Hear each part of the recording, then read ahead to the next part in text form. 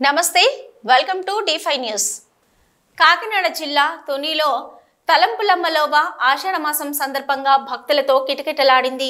కోరిన కోరికలు తీర్చే అమ్మవారిగా, తలుచుకున్న వెంటనే వారి కోరికలు తీర్చే తలంపులమ్మగా ప్రసిద్ధి చెందింది ఆలయం.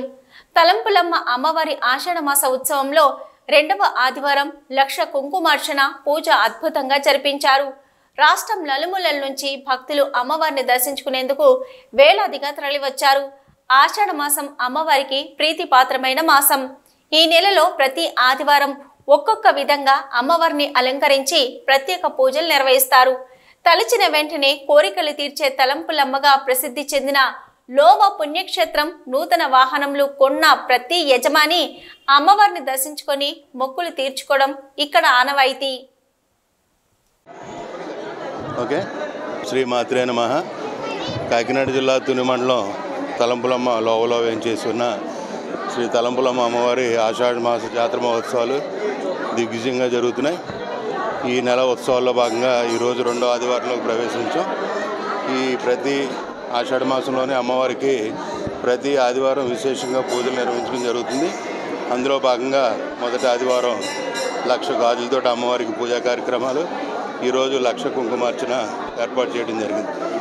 ఈ కార్యక్రమంలో కూడా మహిళా భక్తులందరూ కూడా విశేషంగా పాల్గొని ఈ 1,00,000 కుంకుమ పూజలో పాల్గొనడం జరిగింది. అలాగే ఈరోజు సుమారు 40,000 పైచిలకు భక్తులు అమ్మవారి ఆలయానికి ఇచ్చేస్తారనే ఉద్దేశంతో తగిన ఏర్పాట్లు చేయడం జరిగింది.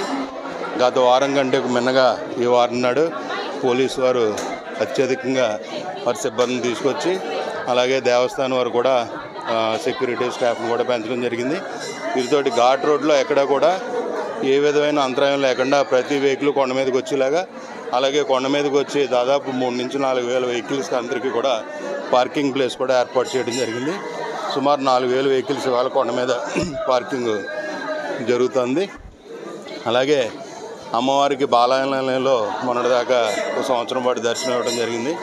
భక్తులందరూ కూడా తెలియక పైన ఆలయం పూర్తయిందనే విషయం తెలియక కింద బాలాలయంలో దర్శించుకోవడం జరుగుతుంది. ఇందు మూలంగా మీ అందరికీ విజ్ఞప్తి చేస్తున్నాం, అమ్మవారికి పవిత్రమైన తలంపులమ్మ అమ్మవారికి పైన రాతితోటి ఆలయాన్ని పునర్నిర్మించి ఉన్నాం. విశాలమైన వాతావరణంలో భక్తిభావంతో ఆధ్యాత్మిక చింతనతోటి అమ్మవారిని దర్శించుకోవాలని కొండ మీద ఏర్పాటు చేసిన ఈ 4 అంతస్తుల బిల్డింగ్లో కూడా ఒక క్యూ కాంప్లెక్స్కి ఒక లైన్ కూడా, ఒక ఫ్లోర్ కూడా కేటాయించడం జరిగింది. భక్తులు ప్రశాంతంగా ఏ విధమైన తొక్కిసలాట లేకుండా అమ్మవారిని దర్శించుకుని అమ్మవారి కృపకు పాత్రలు కావాల్సిందిగా కోరుచున్నాం.